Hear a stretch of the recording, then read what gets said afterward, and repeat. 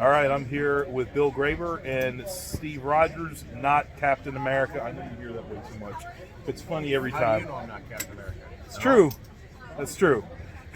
But they're with the Energy Conservatory, some really cool stuff coming with the True Flow grid. When we flip the camera around, they're going to go over what they've got going on for you as a technician. We've got, you've probably seen the True Flow grid by now. This is for measuring airflow and doing static pressure diagnostics of your system.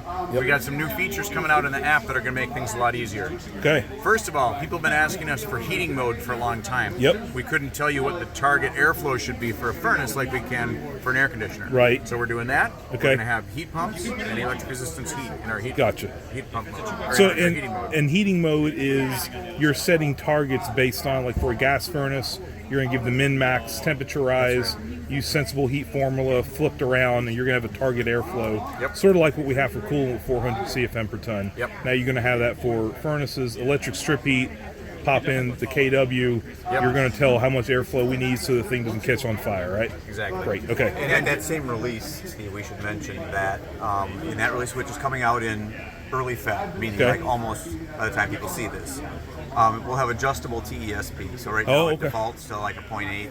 Yeah. Now, if you have a 0.5 max that you, on the system you're working in, you can enter that, and all the dials and targets will shift. Oh, that's good. Yeah. Yeah, because 0.8 is kind of a northern thing, furnaces, basement, rectangular duct, and in other markets, we should not have to run that high of a static That's right. pressure. So what you just said is we've gotten that feedback, so that's incorporated. Yeah, don't forget about Southern boys, so yeah. All right.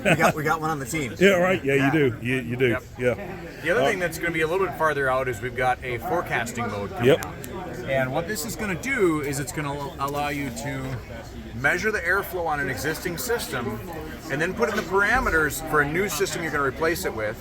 Yep. If you're not planning to replace the ductwork, this is going to tell you if your old ductwork is going to be a problem or not. That's so valuable. Yeah. So a lot of times you find, we got low airflow and we got high static pressure. Right. But we know we're also oversized, so we can downsize. Yeah. And sometimes that'll be enough to put you in the zone. Right. Sometimes it won't. Right. And this will forecast what's your new static pressure going to be at the new airflow that you need. Right. And find out if you need to make some duct modifications to accommodate that, or if it's going to be okay. Yeah, and I would think that with electrification, as we're ripping out furnaces, all of a sudden our component losses are a lot different. We're taking away a case coil when we're electrifying, and so now we've just gotten back some of that static pressure in our budget. Yeah. So will you have that feature where if we go with it from a gas furnace to a heat pump, will we be able to put that into forecasting? Yeah, exactly. The forecasting mode will be, for example, like you said, if I'm taking out a furnace and putting in a heat pump because there's all these incentives coming, it will allow me to use the airflow data that I used for measuring the old furnace and apply that to installing a new heat pump. And it'll, I can choose whether I'm going to replace the filter grill or not replace the filter grill, and then tell me how's that going to work out. Because as many people probably know, and for the same amount of BTUs delivered, a heat pump requires a lot more air. Yes. Yeah. Yep. Yeah. So that we think that's a really big thing. The last thing we're doing with that release, this is roughly the April timeframe of this year. It's in development, not in test, but in development. Is we're trying to support measurement of airflow even if you don't buy a True Flow. And so we've been working really closely with NCI, and they've got some great practices they've been teaching for years, right? Yes. About, hey, really measure around airflow delivered capacity, all that stuff. Yeah. And so we're supporting their workflows directly in the app, and so if you've been taught on the NCI workflows, they will teach to the app as well, which will help people collect data or enter manually the pressure readings they're getting, so they're not buying our gauges necessarily. You're getting in the habit of measuring airflow. Yeah. It's trying to help everybody. Let's all do this. And then we think over time they'll realize this is maybe an easier, more accurate way. Right. But if you're not doing it, do it and we'll help you get started. It's a stepping stone. That's right.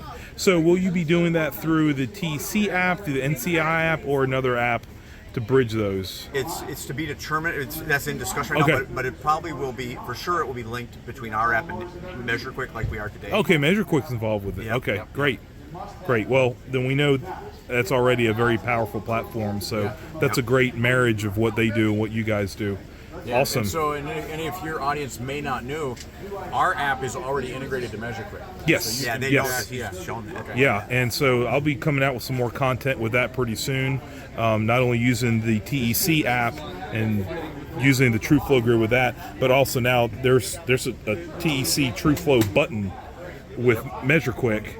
And now we can do that airflow and pop it right back into Measure Quick. So Measure Quick's not guessing at our airflow anymore. We have some real airflow numbers. Cool. So let's talk about some of the instrumentation real quick before we go. We've got DG1000. DG1000. If you're doing duct blaster testing or blower door testing, this is what you need. You need 2 channels to do duct leakage or envelope leakage testing. This is our main gauge that we use for blower door and duct blaster.